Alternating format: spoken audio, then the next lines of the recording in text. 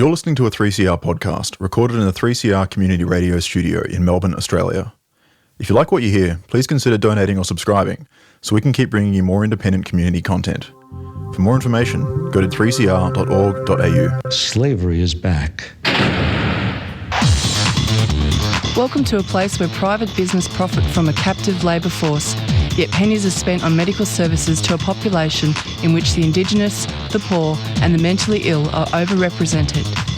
Where isolation, humiliation and degradation are facts of life. Welcome to prison. It depends who's telling the story, I suppose. The prisoners would have one view, the people who work in the prison system would have another, and I think it's up to people to decide where the truth is. Give government propaganda and the media spin doctors the flick. And check out Doin Time for news, views and tunes on prison issues from Guantanamo Bay to Christmas Island to prisons and detention centres everywhere. Every Monday at 4 p.m. on your community radio 3CR. We are still fired up and we're still talking about revolution. Hello and welcome to the Doin Time show. This is 3CR Community Radio, 855 AM on the dial, streaming live on www.3cr.org.au. And a content warning that this episode of Doin Time contains audio descriptions of Aboriginal and Torres Strait Islander people who have died and graphic discussion of deaths in custody. This is Marissa and I will be with you for the next hour. Aboriginal human rights experts take Australia's racist youth justice policies to the UN. Refugees and supporters rally for justice. First up on the show, we will bring you an interview with Associate Professor Dr. Hannah McGlade, Curtin University, expert member of the UN Permanent Forum for Indigenous Issues and complaint author. We will speak to her about a complaint which has been submitted to the United Nations Committee on the Elimination of Racial Discrimination with the support of the Human Rights Law Centre. Joining us after that, we will have David Glanz from the Refugee Action Collective, who will update us about a rally that happened on Saturday in Brunswick to demand that Labor's deportation laws are scrapped and refugees in limbo are given permanent visas. Aboriginal leaders are calling on the United Nations to take urgent action to address Australia's discriminatory and punitive youth justice policies due to serious violations of the human rights of Aboriginal and Torres Strait Islander children. It documents Australian federal, state and territory governments' significant, persistent and escalating racial discrimination and human rights violations against Aboriginal and Torres Strait Islander children. And we will be speaking with Hannah pretty soon about the draconian laws and policies in all states and territory, including a dramatic and significant escalation in these policies, which is fueling a mass incarceration crisis. And I have taken the liberty to reading out some of the Human Rights Law Centre media release. Hello, welcome, Dr. McGlade. Hello. Lovely to have you. Thank you so much for coming onto the show. Yes, I'm happy to discuss our report to the UN. Indeed. And I've also had the pleasure of meeting you also when you were on the panel on the symposium about the website Deathscapes some years ago in Sydney. Of course. Yes, yeah, great. I recorded that for 3CR. So, first of all, can you tell us what land you're from? I'm from the Curtin people and I live in Borloo, Perth. Beautiful. Can you tell us, give us some background leading up to the complaint and talk to us about what's happening? Well, as you know, and it's becoming very obvious around Australia, we've seen regressive laws and policies, particularly targeting Aboriginal children. We know Aboriginal children are very much overrepresented in the criminal justice system and in youth incarceration centres across Australia. But we've seen a really a shift and a declining situation, I believe. I've been a youth rights advocate for over 30 years, since being a young law student when the 3 strikes laws were introduced into West Australia, and we still have a form of those laws today which contributing to very high incarceration rates. But I was watching what was going on around Australia, of course, with the Northern Territory promising to actually lower the age of criminal responsibility from 12 years to 10 years. And then we saw around Christmas time, we saw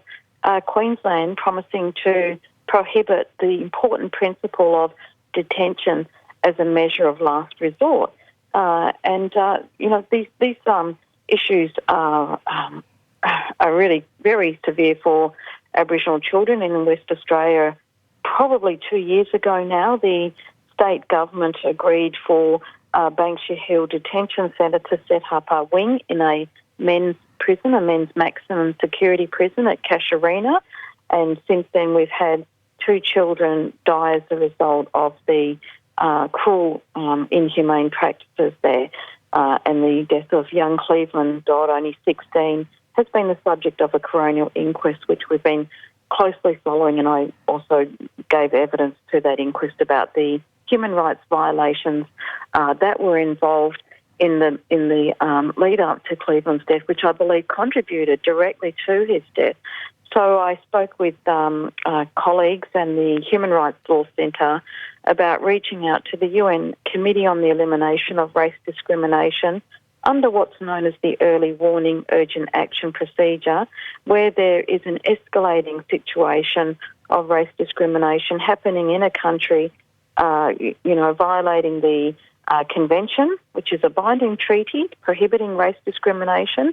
In this case, it's systemic discrimination we're focusing on in terms of these laws that are clearly violating our international human rights law commitments, putting Aboriginal children's lives at stake, certainly drawing more children in to incarceration in prisons and watch houses around the country in deplorable situations. So we're asking the UN committee to make a finding that Australia is contravening this very important convention. I'm so glad that you were able to talk about that and that you mentioned deaths in custody, because that is so relevant, isn't it? Absolutely. And we know of Aboriginal children who have died in Queensland and West Australia as a result of these shocking practices, particularly solitary confinement, which is prohibited under international law in regards to children. But it's happening, and it's happening in a way that's very serious. We're talking about weeks and months and potentially even over a year of solitary confinement that children, particularly Aboriginal children, are experiencing, predisposing them to suicide risk. So children are dying. Children have I read a report recently about an Aboriginal child who died in the Northern Territory over 20 years ago, and I don't think we knew much about this poor boy who was there as a result of mandatory detention laws, and $100 of property of property, minor property, maybe school supplies even, or art supplies or something so ridiculous, really, that and if children are not dying immediately, children are being so harmed by these practices, and that's why we have international law and standards around child and youth detention. But unfortunately, Australia is really thumbing its nose here and clearly breaching those standards, knowing full well that Aboriginal children are going to be caught up and harmed in these processes. The Doin Time show has been essentially a very important program in regards to providing a safe environment for marginalised communities, including, obviously, Aboriginal people, to come and speak. And one of the things that comes out glaringly obvious all the time is that the recommendations for the 1991 Royal Commission into Aboriginal deaths in custody has not been adhered to. Yes, because one of those key recommendations was that incarceration be a measure of last resort for Aboriginal people. But we're not seeing that at all. And mandatory detention laws, for example, don't allow judges a discretion not to incarcerate where they are shown to have 3 offences in West Australia, and possibly the NT. It's definitely property-related offences it applies to here, which explains the high level of Aboriginal youth and adult incarceration. So yes, we see flagrant disregard. I think the Royal Commission also spoke about why solitary confinement was especially harmful for Aboriginal people. Again, this seems to be a very common practice. We also had the Australian Law Reform Commission important inquiry of 2018 called Pathways to Justice, addressing Aboriginal incarceration, and many important recommendations there that largely were not implemented. But at the same time, Australia is spending many billions of dollars on Indigenous incarceration. It's really a waste amount of funding, because what we're seeing is, cruel conditions, cruel laws, cruel incarceration that's not addressing crime. And we really do need to see laws that are consistent with our international human rights law obligations and evidence-based responses to crime and offending. So can you comment on the use of spit hoods? We've included spit hoods in our complaint. We've included many issues around Australia that we saw were growing in severity and clearly violating international human rights standards. Obviously, the Royal Commission into Dondale Detention Centre called for the prohibition of spit hoods, and that did happen, but the Country Liberal Party promised to reintroduce it. We're seeing political parties use these tough-on-crime approaches to win elections. They certainly did in Northern Territory, and it seems to have been a prominent theme in Queensland, where they won that election as well. But again, this is, there are no proper grounds for this, and obviously we know that deaths have been related to use of spit hoods as well. Absolutely, and it really is quite appalling, and it's a really urgent complaint. Can you comment on international human rights laws and standards and how there's a breach of UN treaty law? Yes, so as I was saying, that we point out that the majority of children being impacted by these laws are Aboriginal children. We show how there's been a long history of this happening, and Aboriginal children bearing the brunt of, we say, discriminatory laws, racially discriminatory laws. We say this is a form of systemic discrimination, but we know that there is also, and a part of that is racial profiling. We point out that Aboriginal people and children fare worse at every stage of the criminal justice system, and that's been accepted by some judicial figures. We don't have enough research here, but we know evidence has certainly shown disparity, differential treatment and worst outcomes for Aboriginal people. What we are setting out specific standards of international law that we say are being breached. For example, the Convention on the Rights of the Child, which requires detention be a matter of last resort only for children. However, that principle has now been prohibited from consideration in court by the Queensland government. Under the Convention of the Rights of the Child, children should not be incarcerated under the age of 14, but Northern Territory reduced incarceration from 12 to 10, and all states and territories except for, I believe, the ACT still have 10 years of age as the age. Victoria has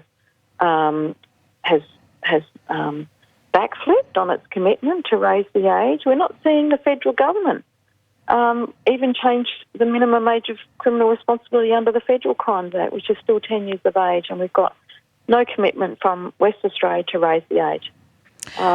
This is another appalling example. As I said, solitary confinement for children is prohibited under international human rights law. So that's just a few examples, and I'm sure there's more. The report or communication is over 30 pages, so it's quite extensive. We really appreciate the assistance of the Human Rights Law Centre in Melbourne in preparing this report. I work closely with Professor Megan Davis, a constitutional law expert, who also looks at the constitutional responsibility of the Commonwealth Government, and it's failures. It's failure to act and to, notwithstanding its powers and its responsibility to the international treaties, this history of neglect and history of inertia in regards to the government reports, the Royal Commission and the Law Reform Commission, shows that they are really violating the Convention on Race Discrimination. It's 1788 all over again, really. I mean, because we really do know that this is all to do with the consequences of colonisation. And I know that, you've been, like, it's 4:15 now. Is it okay if I just ask you one last question before we finish? Yeah, sure. Look, I wanted to ask you just in regards to where can we find the complaint? Where can people find the complaint on the internet?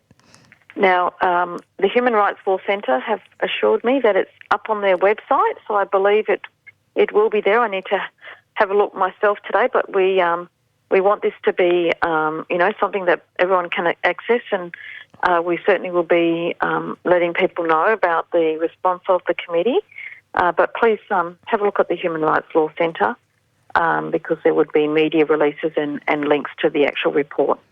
Beautiful. And you did know, Hannah, that obviously you would be aware that Victoria has done a backflip on the bail laws.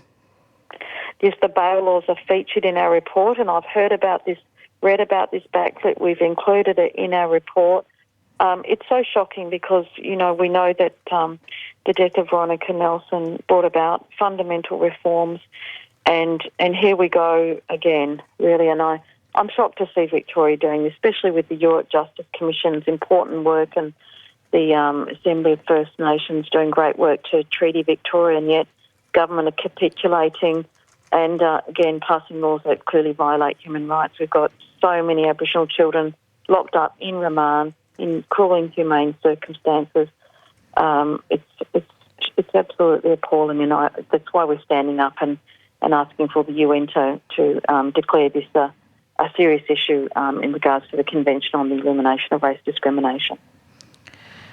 Thank you so much for coming onto the program. I mean, there's so much to talk about. We could be here all night, really.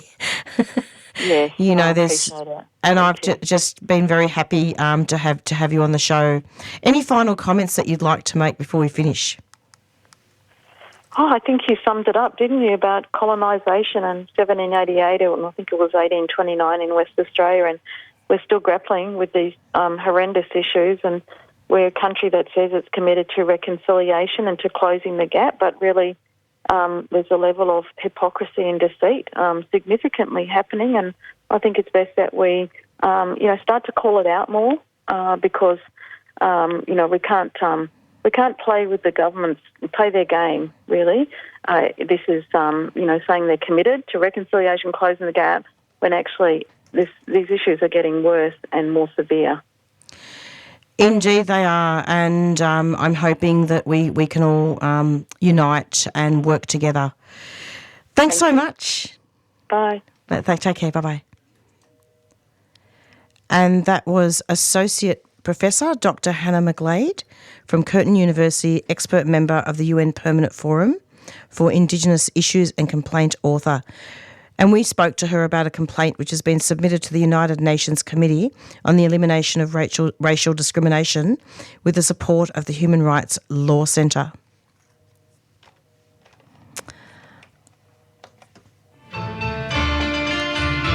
Sunday the 13th of April is Palm Sunday. Join a community gathering calling for justice and kindness and a fair go for refugees. This event is supported by unions, refugee communities and interfaith networks. The well-known Tom Ballard will MC the program with refugee speakers and musicians, special guest speaker Emeritus Professor Gillian Triggs AC, formerly Australian Human Rights Commissioner, drumming with Melbourne Drumming Circles and the Melbourne Mass Gospel Choir. Come along and find out more about our refugee communities and how you can help to make a difference ahead of the federal election. Sunday, the 13th of April, from 1:30 p.m. at Tom's Block on St Kilda Road, opposite the Victorian College of the Arts. To find out more about the event, go to Palm Sunday Melbourne 2025 on Facebook, a 3CR supporter.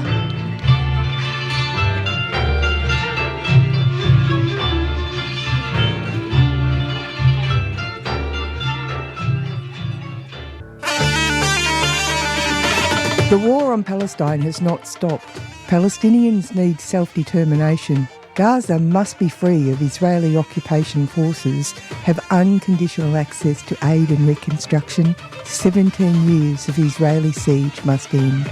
The West Bank needs the violence and attacks by the Israeli army and settlers to stop, and an end to the occupation and apartheid. Your support to end the war on Gaza to bring peace, justice and freedom to all of Palestine is needed more than ever. Join the rally on Sunday, 13th of April, 12 noon, outside the State Library on Swanson Street. With Netanyahu and Trump threatening to ethnically cleanse Gaza and annex the West Bank, we all need to stand up and say no. Rally, Sunday, 13th of April, midday at the State Library. With your support, Palestine will be free, from the river to the sea. Free Palestine Melbourne is a 3CR supporter.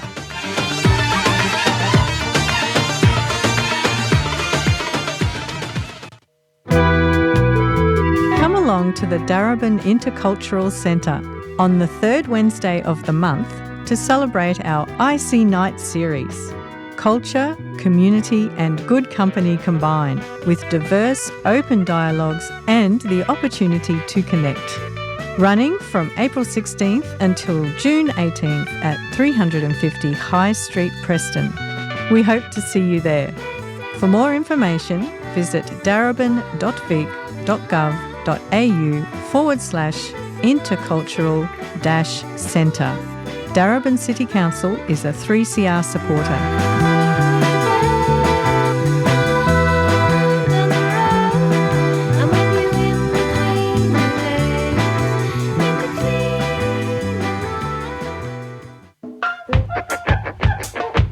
We know you love listening to 3CR, but we also know that many of you haven't downloaded the Community Radio Plus app yet. The app lets you tune in anywhere and share the station with your friends. So, show the love and share the love and search Community Radio Plus wherever you get your apps.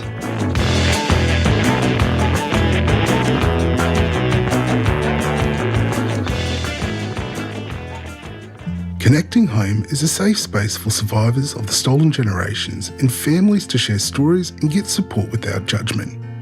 We can help you learn about your rights and access compensation. We're here every step of the way. Every yarn is a step towards healing.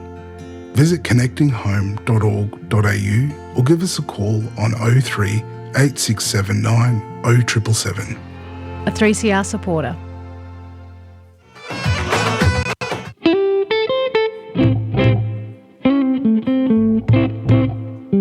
Did you know that Western Sahara is Africa's last colony? The issue of Western Sahara was raised in the Eddie Mabo case referencing terra nullius. Western Sahara is illegally occupied by Morocco. Indigenous Sahrawis are denied their right to self-determination. France continues to veto United Nations human rights observation in Western Sahara. Sahrawi people are being killed by Israeli drones. Like to learn more? Become informed. Become an Australia Western Sahara Association member at awsa.org.au.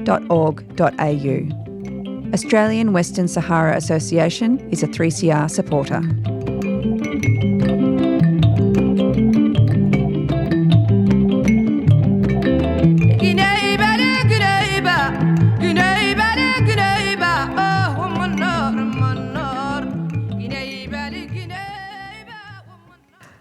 And you're back with the Doin Time show. And I usually do 3 interviews on the show, but today's a little bit more cruisy, although you did hear some very harrowing evidence from Associate Professor Dr. Hannah McGlade earlier on in the show, talking about a complaint to the UN about the racial discrimination of Aboriginal and Torres Strait Islander children. Coming up next on the show, we will be speaking with David Glanz, who is from the Refugee Action Collective. He has been a regular guest on this show for as long as I can remember. And David is going to talk to us about a rally that happened on Saturday and looking at providing permanent visas for refugees. And we'll be speaking to him about that. And he'll be talking to us also about, hopefully, give some really important information about the Palm Sunday rally, which I've already played an announcement on the show. So David will talk to us about refugees who are in limbo and how the rally has protested for permanent visas. Hello, David. Welcome to the program. Good afternoon, Marissa. Thank you for having me again. It's lovely to have you, and I always get you back here because there's always so much going on. Yes, unfortunately, there's so much to talk about.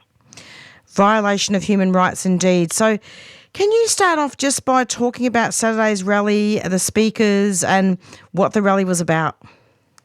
Yeah, sure. Well, we're obviously in the run-up to the election. It's an opportunity to highlight the terrible track record of both the current Labor government and previous Liberal government when it comes to refugees and asylum seekers.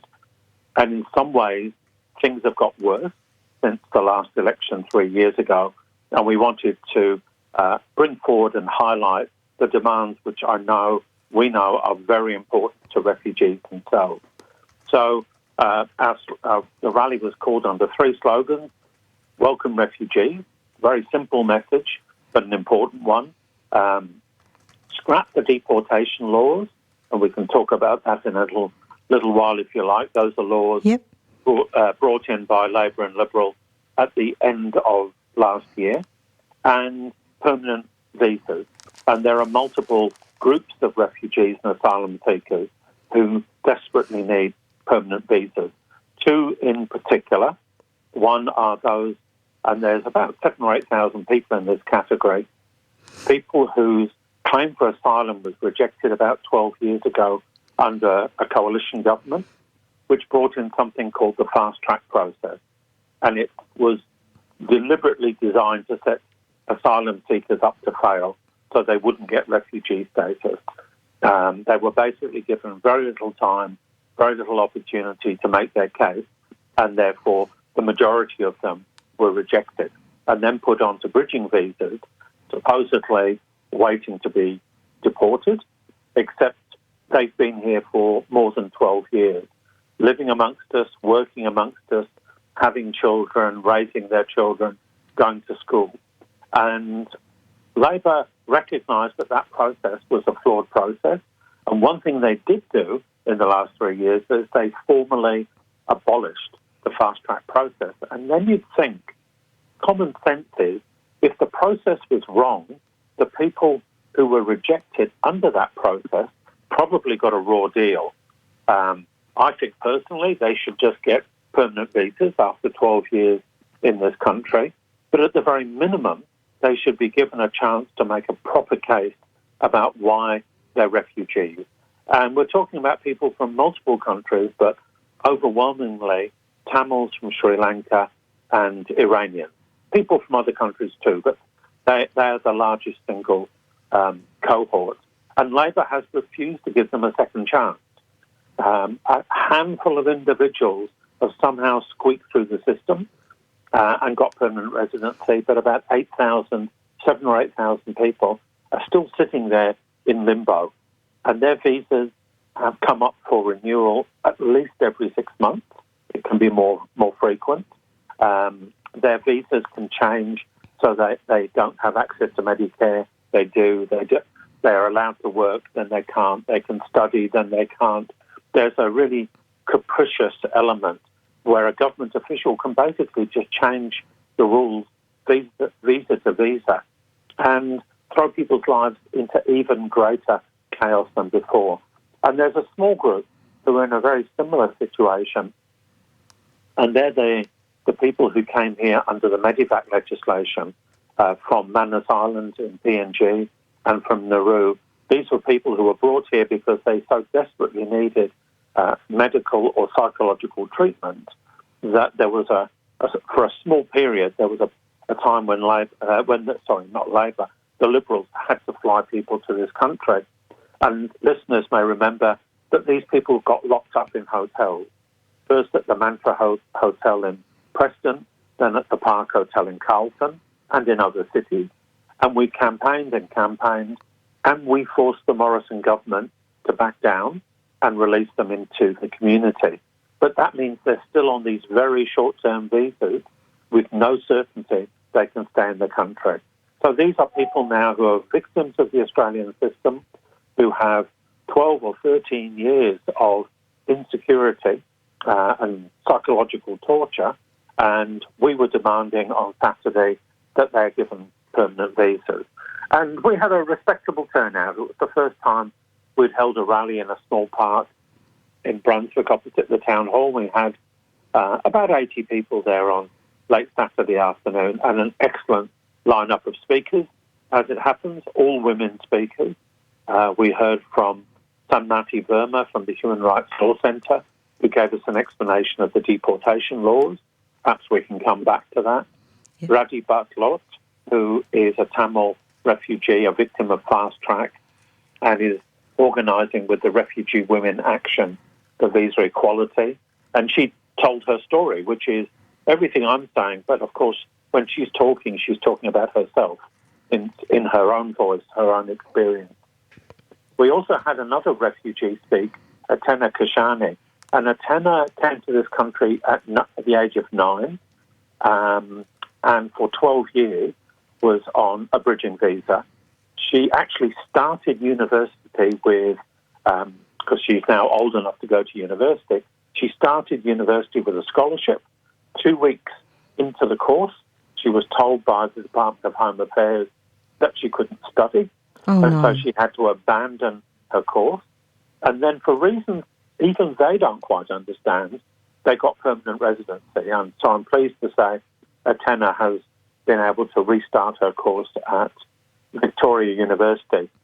But she came and told her story and her family's story. And that they'd lived through that process I talked about, where sometimes they could work, sometimes they couldn't. Sometimes they could study, sometimes they couldn't. Sometimes they had access to Medicare, sometimes they didn't. And she and her family, they held their nerve. And Atena has spoken out many times on RAC platforms and elsewhere. So her speech was very powerful. And then we had an amazing speech from Katerina Dinani, who is an executive director with the United Workers Union and directly responsible for that union's work, organising amongst farm workers. And many farm workers, shall we say, have a very uncertain visa status. Some don't have visas, some are on temporary visas or bridging visas.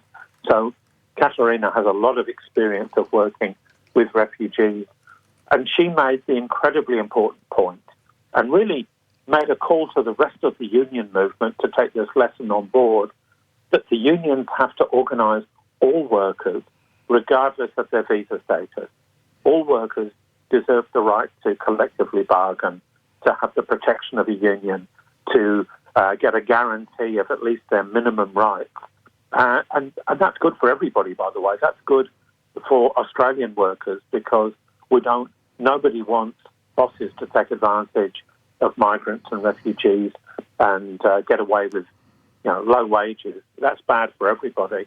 And Katerina made the point that the United Workers Union organises all workers in industries where it organises, and they don't ask somebody's visa status.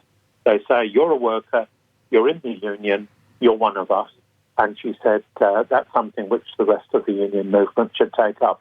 And then we had very solid speeches from two political candidates who are both standing for the seat of Wills. Brunswick is part of the seat of Wills, and that was Sue Bolton from the Socialist Alliance and Samantha Ratnam standing for the Greens. And obviously, both of them are highly committed to the refugee cause.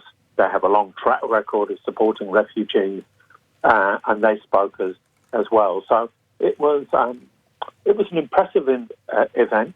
I think people went away fired up to fight for refugee rights. And we made the point that we're not just protesting because it's an election. We will be protesting after the election.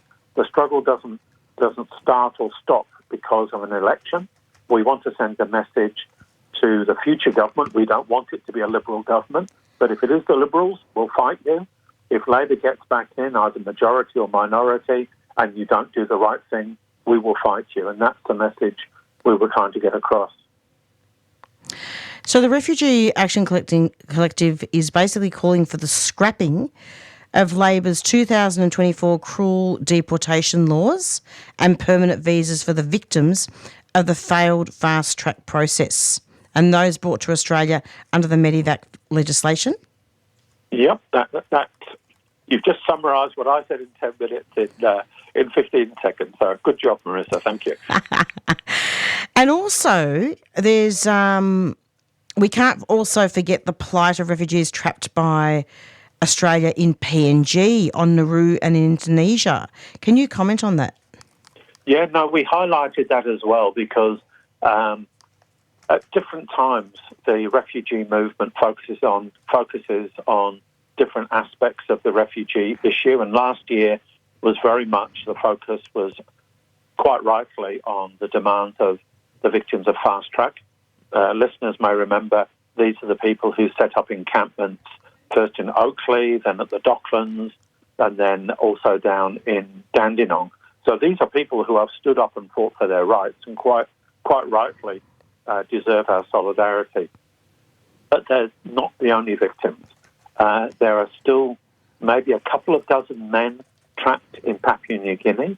They've long since moved from Manus Island to Port Moresby. But the Liberal government, just before it lost, said basically that's it, we're not paying any more money, you're on your own, even though those people were only in PNG because they've been sent there by Australia. And this small number of men has been surviving largely on charity through refugee groups, church groups, individuals and the like. Labor has occasionally tipped in a small amount of money, but nothing of any consequence. Many of these men are now basically in severe mental distress to the point where they can't really engage in the legal process to try and get a visa, even for a third country, not Australia. And we're arguing that Australia caused that distress. Australia created the disaster, which is their lives, at least over the last 12 or 13 years, and Australia should take responsibility and bring those men and their families here. It's that we're talking about, you could fit them all on a decent-sized Melbourne tram and there'd probably still be a few seats down the back, but government has absolutely turned their back on them. Nauru has been reopened. It was always, they emptied the detention centre at Nauru, but they continued to pay hundreds of millions of dollars to an American company to keep that detention centre on standby. And in the last 6 months or so, there's been around 100 people who've arrived by boat who've been sent to Nauru. It's very difficult to make contact with them. It's unclear whether they have phones. I think the Asylum Seeker Resource Centre has occasionally been able to have a conversation. But we really don't know very much about these people. We don't know exactly where they're from. We certainly don't know their individual stories. That they are essentially trapped on a prison island in the middle of the South Pacific, going probably slowly into this manic despair, and all of that being paid for by the Australian taxpayer. And then the people in Indonesia are in a slightly different category. There are some 13 or 14,000 people, refugees, all from war zones like Afghanistan, Rohingyas from Myanmar, people from Sudan, and Iranians and so on, who made it as far as Indonesia and then couldn't go any further. Essentially, Australia had shut down the chance of getting on a boat through the boat turnbacks process. But then what was really cruel, and this came in under the coalition, but Labor hasn't changed it, is that the Australian government said, even if you apply through the United Nations as an official refugee, because you're in Indonesia, we will never accept you. So these are people who are basically trapped. They can't go back to their own country. They are blocked from applying. Very often critics say, they should go through the process. Australia has deliberately barred them from even opening the process. They are technically not allowed to drive or to work or to go to school or go and practice out of sheer necessity. Many of them will do that and risk being caught by the Indonesian police and fined. The money which they're living on is coming from the Australian government, but the amount has never been increased to match inflation. And we all know how cruel inflation has been over the last 4 or 5 years in particular. So they're living on the same amount of money that the Australian government allocated about a decade ago. Anybody who was under 18 then got a child rate of 50%, but when they turn 18, they don't go on to the adult rate. So, it's like somebody sat down and tried to design the cruelest possible system to give the maximum number of people the most misery. This can't happen by accident. Somebody somewhere It's disgusting. is saying, we're going to screw these people over. Yep. So we can't put each of these cases in the foreground at every single rally. It's simply not possible. But we always try and make sure that our supporters remember that these issues are there in the background, and we are trying to campaign on all of them. David, it's been great having you on the show. Today has been less busy than usual, which is a good thing, because then I have a rare opportunity to bring people in from, different activist groups to talk about these things and the background, because often these things are not highlighted in mainstream media, are they? No, not at all. Most of the media pretty much ignores refugees unless there's a High Court case or there's an argument between Labor and Liberal over how to deport people and how often to deport them and how many people to deport. So the debate when it comes up in the mainstream media is often stripped of any context, stripped of any humanity, stripped of the individual stories, because each of these refugees has their own story to tell. I'm not telling their story. I'm here just to talk about how we're acting in solidarity with them. And the mainstream media tends to just look at process and encourages a race to the bottom between Labor and the coalition about who can be toughest. And that's with the deportation laws late last year. We literally had a situation where Labor was going to the Liberals and saying, what would you like us to add to this legislation?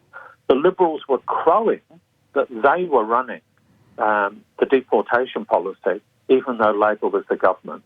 And it's a very sordid process, and it dehumanises the refugees. And I think it takes the whole of our political debate to the right. It institutionalises a degree of racism and complete lack of humanity. And I think we're all the victims from that, because that percolates through all sorts of different parts of our lives and affects people who are not refugees, but we become victims of that cruelty. Absolutely. Could you also talk briefly about any events that are coming up? For Palm Sunday, certainly. Palm Sunday is this coming Sunday. It's, I believe it's on the religious calendar. It's the Sunday before Easter. Not a very religious person myself, but I understand that's the background. And it's been for a very long time a day of political mobilisation. Older listeners will remember that it was actually a day of anti-nuclear mobilisation many, many years ago. But it has in recent decades become a day of mobilisation for refugee rights. And lucky people, you have the choice of 2 Palm Sunday events you could go to support refugees. And in fact, they take place at different times, so you could actually attend both of them. So the first one is there will be a major rally for Palestine this coming Sunday. 12 o'clock at the State Library, as has been the case on and off for the last 17, 18 months. And the Palestinian organisers have agreed, as they did last year, to put a refugee on the platform and a refugee activist on the platform. So the Refugee Action Collective is very much supporting the Palestine rally on Sunday. Radhi Badlot, who is the Tamil woman I mentioned earlier, who is a fantastic speaker, will be on the platform to tell her story once again about the situation for refugees. And Jasmine Fisher will be speaking on behalf of the Refugee Action Collective. So I urge you to come to that. RAC supporters, RAC is always there at the Palestine rallies, and this time the issue of refugees will be talked about from the platform. And incidentally, they've got quite a powerful lineup of speakers, including Adam Bant and Purple Pingers and some Palestinian speakers whose name I don't have in front of me. That's okay. Then there's a second event organised by a group... Sorry, David, what time is the Palm Sunday rally on, and where? 12 o'clock at the State Library. It's the Palestine rally. The Palestine rally, sorry. Coming together with the refugee issues. So refugee issues will be talked about from the platform. Oh, okay. So at the Palestine rally. It's all happening at the same time? It's the same rally. It's the Palestine rally, and the Palestinian organisers have agreed, and they did this last year, to put a refugee and a refugee supporter on the platform at the Palestine rally. And of course, there's a whole horrible story to be told about the way that Labor has rejected the majority of Palestinian refugees trying to get visas to escape from Gaza. So that needs to be highlighted as well. So the issues are very much tied in together. Then separately, from I think 1:30 onwards, there's a the Refugee Advocacy Network is holding an event in the garden down St Kilda Road, opposite the Victorian College of the Arts. So, a 10-minute walk down St Kilda Road from Flinders Street Station. And they will be having speakers and music and stalls, and obviously refugee supporters are very welcome there as well. David, thank you so much for coming onto the program. I hope you didn't mind that I kept you here a bit longer today. Oh, no, I'll send my invoice in. I'll just charge you extra. Yeah, look, I just think we are in such a dark time in history. It is dreadful what's going on. It is a dark time, but let's remember that this weekend just passed, 1 million people in America took to the streets against Donald Trump, with tens of thousands rallying in cities which have never seen rallies of tens of thousands, in states where the Republicans notionally have the majority support. There was a real upswelling of opposition to Trump in the United States, and I think that should give us all cause for hope. In France, there was a rally for Le Pen, the leader of the fascist National Rally. Her rally got fewer supporters than the anti-fascist rally that was called in Paris on the same day. So let's not think that everything is going against us. There are millions of people who feel like you and me, and I'm sure the overwhelming majority of our listeners, who want to see a better and fairer world and are prepared to fight for it. And providing we keep on fighting, then eventually we have the chance of winning. Absolutely, David. Thank you so much for coming onto the program. It's always lovely to have you. That's a pleasure. Thank you, Marissa. Thank you. Take care. Bye-bye. And that was David Glanz from the Refugee Action Collective talking about rallying for permanent visas for all refugees and asylum seekers.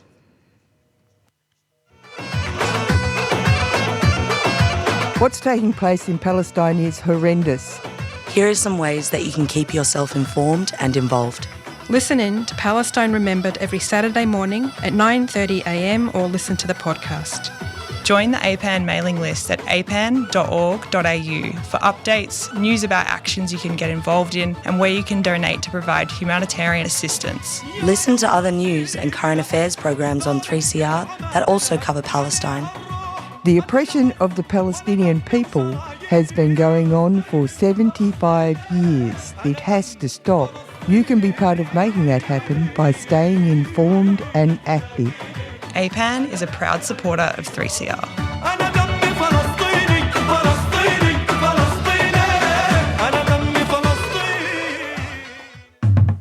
Public transport's great. What's not great is that unless you've got a radio with you, you can't listen to 3CR when you're on it. Until now, the Community Radio Plus app lets you listen to us wherever you are. Get on board and search Community Radio Plus wherever you get your apps. Time's on my mind when I had you by my side. Am I thinking loud? Do I want you around? And in case people have just tuned in, this is the Doin Time show, and we are nearing the end of our show. It's approximately 4:53. Thank you very much to our guests for coming onto the show today. Firstly, I'd like to thank Dr. Hannah McGlade for coming on to the show, and also David Glanz from the Refugee Action Collective. I'll be going out pretty soon with our theme song, Black Fella, White Fella, by the Warumpi Band. But first, I'd like to encourage everybody to attend the refugee rally and the Palestinian rally on Sunday at 12 o'clock at the State Library, I believe it is. And also feel free, I'm hoping you can go onto the website of the Human Rights Law Centre and read the United Nations complaint that was done by Dr. Hannah McGlade with the support of the Human Rights Law Centre. So it's goodbye from Marissa, and stay tuned every Monday, 4 to 5 p.m. for the Doin Time show. Take care of each other and be kind to each other. And a shout out to our brothers and sisters inside as well. Thanks a lot. Bye.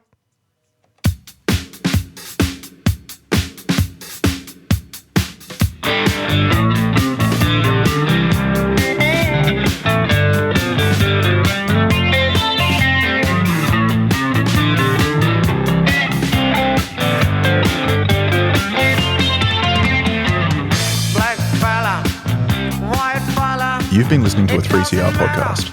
If you found it valuable, please consider donating or subscribing to support independent community radio. To find out more, go to 3cr.org.au.